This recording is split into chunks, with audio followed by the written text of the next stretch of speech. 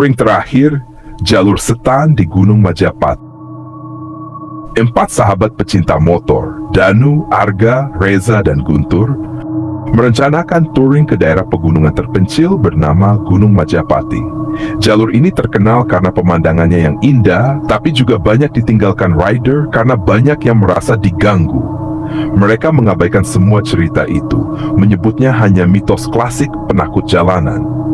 Namun, touring kali ini adalah yang terakhir bagi salah satu dari mereka. Di bengkel kecil milik Guntur, keempat sahabat memeriksa motor masing-masing. Bro, ini bakal jadi touring legendaris.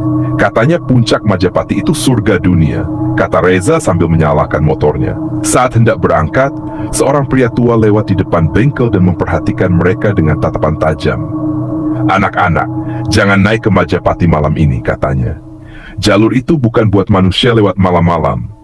Arga tertawa. Kami rider sejati, Pak. Bukan anak kemarin sore. Kalian boleh kuat, tapi tidak lebih kuat dari penunggu jalur itu. Mereka menertawakan peringatan itu, lalu tancap gas. Perjalanan awal terasa menyenangkan. Jalanan berliku, angin gunung menyapu wajah mereka. Tapi mulai pukul 8 malam, udara terasa semakin dingin. Kabut datang tebal dan menutupi jalan. Kok aneh ya? Tadi GPS bilang masih 20 menit ke base camp, tapi dari tadi nggak maju-maju, ujar Danu. Tiba-tiba Reza yang berada paling depan menghentikan motornya mendadak. Tadi ada yang nyebrang, kayak nenek-nenek.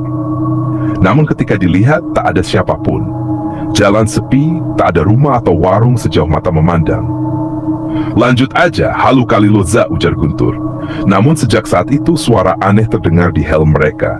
Bisikan seperti orang menggumamkan nama mereka satu persatu.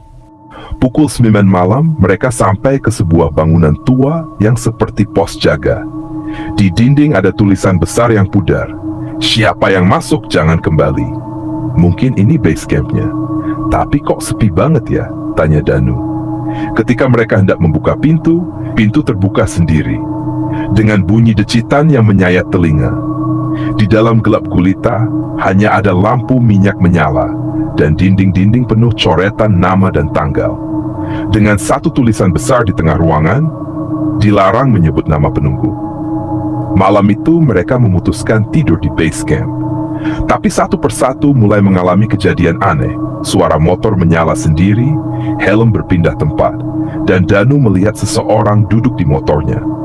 Padahal semua sudah tidur. Bagian pagi yang tak datang. Pagi tak kunjung datang.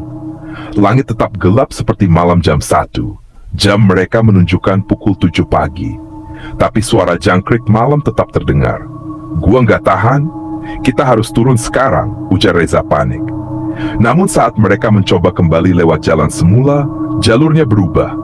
Jalur yang tadinya aspal kini berubah jadi tanah merah licin dan penuh akar besar.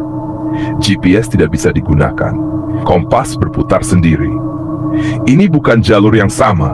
Kita masuk ke tempat yang bukan dunia kita, bisik Arga. Mereka kembali ke base camp, hanya untuk menemukan bahwa satu dari motor mereka terbakar tanpa sebab. Malam kedua, Guntur menghilang. Suaranya terdengar memanggil dari dalam hutan. Bro, tolongin gua. Danu mencoba mencari dan menemukan jaket Guntur tergantung di pohon, dalam keadaan basah seperti dicelup ke lumpur. Ia memegangnya, dari balik pohon muncul sosok tinggi besar, wajahnya tertutup rambut panjang, dan mulutnya sobek hingga telinga. Danu lari kembali, tapi saat sampai base camp, Reza dan Arga juga hilang. Kini tinggal Danu sendiri. Di dinding base camp, coretan baru muncul. Di malam ketiga, sosok wanita itu datang ke base camp dan duduk di motornya. Bawa aku turun, Danu, dan kau bisa pulang. Dengan gemetar, Danu bertanya, siapa kamu? Aku penguasa jalur ini. Sudah ratusan tahun, mereka yang lewat jadi milikku, tapi kau berbeda. Kau bisa melihat. Danu pingsan. Ketika terbangun, dia sudah berada di rumah sakit, tubuhnya penuh luka. Dikatakan warga, dia ditemukan di pinggir jalan 3 hari lalu sendirian. Tanpa teman, tanpa motor lain. Danu kini tinggal di rumahnya, tidak pernah naik motor lagi. Ia sering berbicara sendiri, menyebut 3 nama sahabatnya yang tak pernah ditemukan. Foto terakhir mereka di Instagram sebelum berangkat touring kini hilang dari server, seakan-akan mereka tak pernah ada. Namun tiap malam, Danu mendengar suara motor dari luar rumah. Bro, ayo touring lagi ke tempat kita dulu.